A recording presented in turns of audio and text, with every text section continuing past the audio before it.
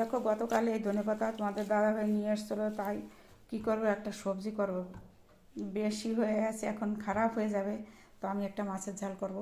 কীরমভাবে আমি রান্না করি সেটা তোমাদের সঙ্গে শেয়ার করব।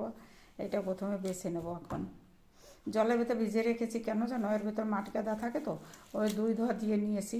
তারপরে এবার রেখেছি, এর ভিতরে যে যে কাদা থাকবে আমি পরিষ্কার করে ধোবো, তো তাড়াতাড়ি পরিষ্কার হবে, ভালো হবে, এই জন্য জলের ভিতর রেখেছি। চলো পরিষ্কার করে বেছে নেই।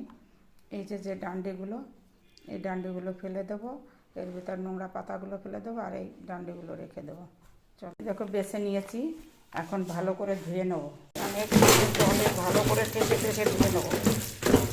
ভালো করে ধুয়ে নিয়ে শাকগুলোকে এইভাবে ছোট ছোট করে কেটে নিয়েছি।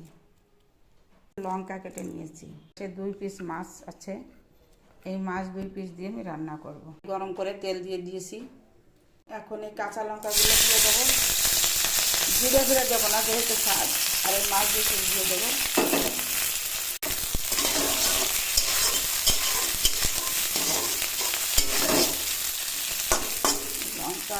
লঙ্কা তো আপনার হয়েই যাবে। এখন জল দিয়ে দেবো।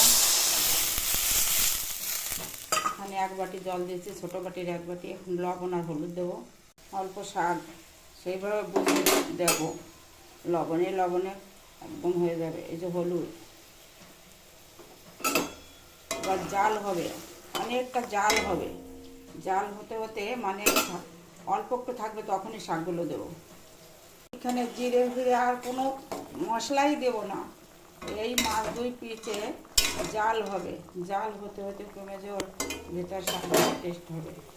দেখো জল কমে কতটা কমে গেছে, অল্প হয়ে গেছে। এখন এই শাকটা দিয়ে দেবো। এই শাকগুলো দিয়ে দিচ্ছি। শাকে একটু জাল হবে, ততক্ষণে শাকটা হয়ে যাবে। জলে তো জাল হয়ে গেছে, এখন জাল হয়ে গেছে, তো এভাবে নাড়াচাড়া করলে তো ওই শাকটা গলে যাবে, আর গা মাখা জল মতন থাকবে। আমার ধনে পাতা মাছের ঝাল হয়ে যাবে। ঝাল হচ্ছে, এই একদম গলে যাবে শাকটা, জলও শুকিয়ে যাবে, তখন আমার সবজিটা হয়ে যাবে। দেখো সবজিটার কালার সুন্দর, আর একটু জাল হবে তো আরও সুন্দর হয়ে যাবে, খেতেও মজা। যা দিয়েছি একটু টান টান হয়েছে, আর ঝালটাও বেশি হয়েছে, ব্যাস ভাত দিয়ে খাওয়ার জন্য খুব সুন্দর। সবজি হয়ে গেছে, তুলে নেবো। তুলে নিয়েছি। 2 পিস মাছ দিয়ে আমার মজার সবজিটা রেডি করে ফেললাম। শাকটাও খারাপ